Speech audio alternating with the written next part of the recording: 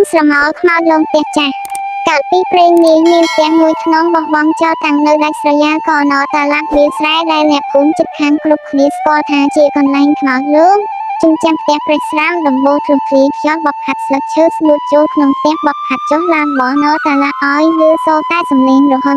ដូចជាផ្ទះកំពុងធ្ងោគ្មាននរណាម្នាក់ហ៊ានចូលក្បែរផ្ទះនោះឡើយទោះនៅពេលថ្ងៃក៏ដោយព្រោះអ្នកភូមិគ្រប់គ្នាបាននិយាយតគ្នាពីសំឡេងយំស្រែកនិងស្រមោលដ៏ខ្មៅងងឹតដែលលេងចចេញតាមបង្អួចផ្ទះនៅពេលយប់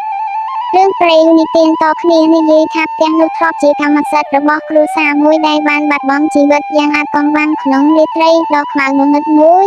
អ្នកភូមិខ្លះនិយាយថាពួកគេត្រូវខ្មោចលងដោយវិញ្ញាណអាក្រក់ចំណែកឯអ្នកខ្លះទៀតជឿថាជាខ្មោចបរតីប្រពន្ធនោះឯងដែលត្រឡប់មកលងបន្លាចរឿងរ៉ាវដ៏គួរឲ្យខ្លាចនេះបានបង្កើនភាពអាថ៌កំបាំងនិងភាពភ័យរន្ធត់ដល់ផ្ទះនោះកាន់តែខ្លាំង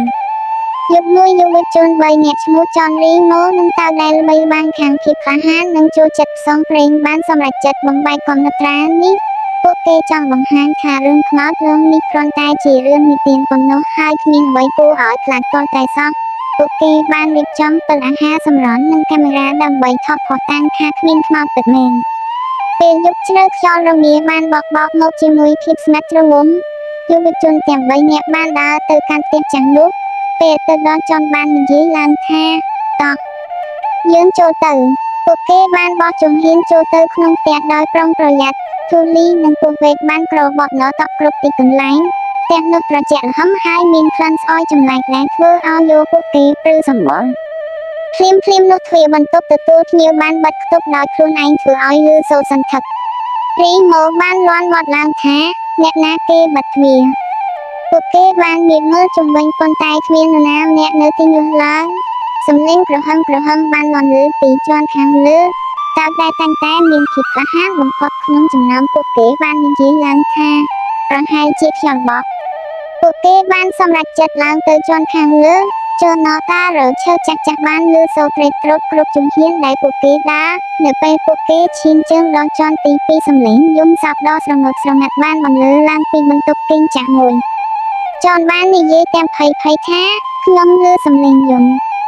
រីម៉ូបានយកប៉ុនឆ្លោះចូលទៅក្នុងបន្ទប់ពន្លឺពិលបានជះទៅលើគ្រែចាស់ទ្រុឌទ្រោមមួយដែលមានស្រមោលស្រអាប់រំកិលចុះឡើងភ្លាមនោះស្រមោលខ្មៅងងឹតមួយបានលេចចេញនៅពីមុខពួកគេវាមិនមានរូបរាងច្បាស់លាស់ទេគ្រាន់តែជាម៉ាស់ដ៏ខ្មៅងងឹតដែលអណតែតលើអាកាសសីតុណ្ហភាពក្នុងបន្ទប់បានធ្លាក់ចុះយ៉ាងគំហុក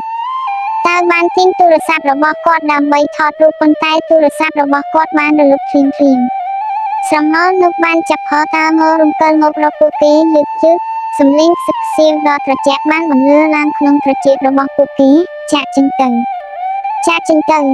ខានពួកគេភ័យស្លន់ស្លោពួកគេរត់ចុះចូលណតារយ៉ាងលឿនបំផុតតាមដែលអាចធ្វើបានពេលចុះដល់ជាន់ផ្ទាល់ដីពួកគេបានឃើញទ្វារផ្ទះបើកដោយខ្លួនឯងពួកគេរត់ចេញពីផ្ទះនោះទាំងមិនមើលក្រោយហើយមិនបានឈប់រហូតដល់ពួកគេទៅដល់ភូមិវិញ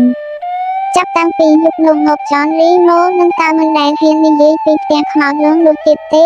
ពួកគេបានរៀនមេរៀនមួយថាមិនមែនគ្រប់រឿងទាំងអស់សុទ្ធតែអាចពន្យល់បានដោយវិទ្យាសាស្ត្រនោះទេរឿងរ៉ាវរបស់ពួកគេបានបន្ថែមទៅលើភាពអាថ៌កំបាំងរបស់ផ្ទះចាស់នោះហើយបានធ្វើឲ្យអ្នកភូមិកាន់តែខ្លាចរអាក្នុងការចូលទៅជិតវាផ្ទះនោះនៅតែបន្តឈរស្ងៀមស្ងាត់ក្រោមពន្លឺព្រះច័ន្ទនៅពេលយប់ដល់អ្នកបាននៅអាថ៌កំបាំងដ៏គួរឲ្យខ្លាចរបស់វាជារៀងរហូតរឿងនេះគឺចប់តែប៉ុណ្ណឹងបើសិនជាពុកម៉ែបងប្អូនពេញចិត្តនៅការតែងរឿងរបស់ខ្ញុំបាទសូមជួយចុចជាវ Channel ខ្ញុំបាទអ្នកមួយផងណាសូមអរគុណសូមជម្រាបលាជួបគ្នានៅរឿងថ្មីពេលក្រោយទៀត